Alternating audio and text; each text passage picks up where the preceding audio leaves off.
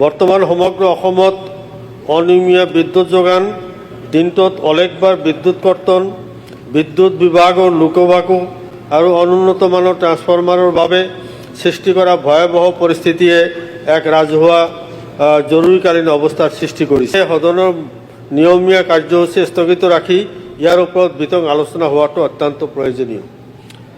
মাননীয় অধ্যক্ষ মহোদয়, আজি কিছুদিনৰ পৰা পেপাৰ পত্ৰিকা মিডিয়াত এটা গুৰুত্বপূৰ্ণ বিষয় আপোনাৰ পাব্লিছ হৈ আছে। এইটো হৈছে যে আপোনাৰ অসমৰ পৰা আপোনাৰ বিদেশী বিতৰণ বা পুছবেক কৰা হৈ আছে। ঠিক আছে, পুছবেক কৰিছে অসম চৰকাৰে, এইটো ভাল কথা।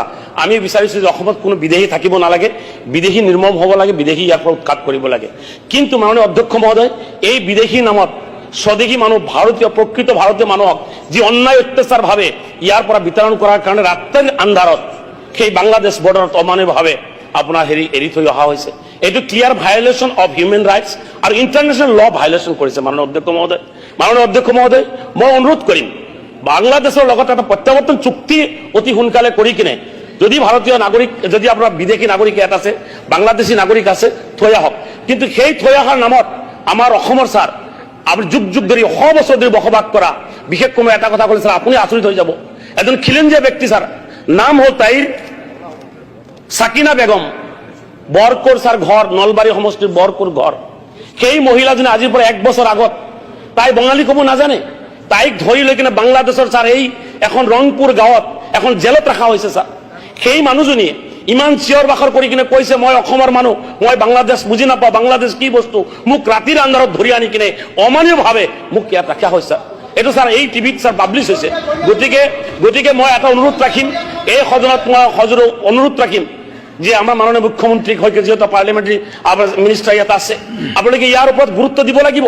এজন আমাৰ অসমৰ খিলঞ্জীয়া মানুহ, গৰীয়া মানুহ, সেই নলবাৰীৰ সেই মহিলাজনী সহায় ব্যক্তি, যদি সেইজনী আপোনাৰ মাতৃ মোৰ মাতৃ হ'লেহেঁতেন তেতিয়াহ'লে কি অৱস্থা হ'লে? এই বস্তুটো হ'ব নালাগিছিলে। মাননীয় অধ্যক্ষ মহোদয়, আমাৰ দেশত আইন কানুন আছে, চব আছে। ডিটেনশ্যন কেম্পৰ পৰা মানুহ হেৰাই যায়। What is this? কি চলি আছে এই দেশত? কি আইন চলি আছে?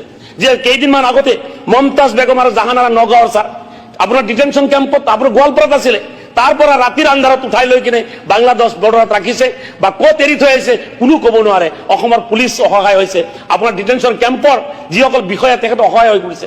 মাননীয় অধ্যক্ষ মহোদয়, এই দেশত আইন কানুন নাই নেকি? যদি আইন কানুন আছে, সকলোৰে জাতি ধৰ্ম বৰ্ণ নিৰ্বিশেষে আমি আইন সংযতভাৱে ন্যায় সংযতভাৱে বিচাৰ কৰিব লাগে, বিচাৰ প্ৰক্ৰিয়া চলিব লাগে। গতিকে মই ভাবোঁ আজি এই গুৰুত্বপূৰ্ণ এটা বিষয়ৰ ওপৰত য'ত নেকি হিউমেন ৰাইটছ ভায়োলেশ্যন হৈছে, য'ত ইণ্টাৰনেশ্যনেল ল ভায়োলেশ্যন হৈছে, গতিকে ইয়াৰ ওপৰত কমচে কম ডিছকাশ্যনৰ কাৰণে আজিৰ সভা স্থগিত ৰাখি অলপ ডিছকাশ্যন কৰাৰ কাৰণে আমাক সুযোগ দিব লাগে।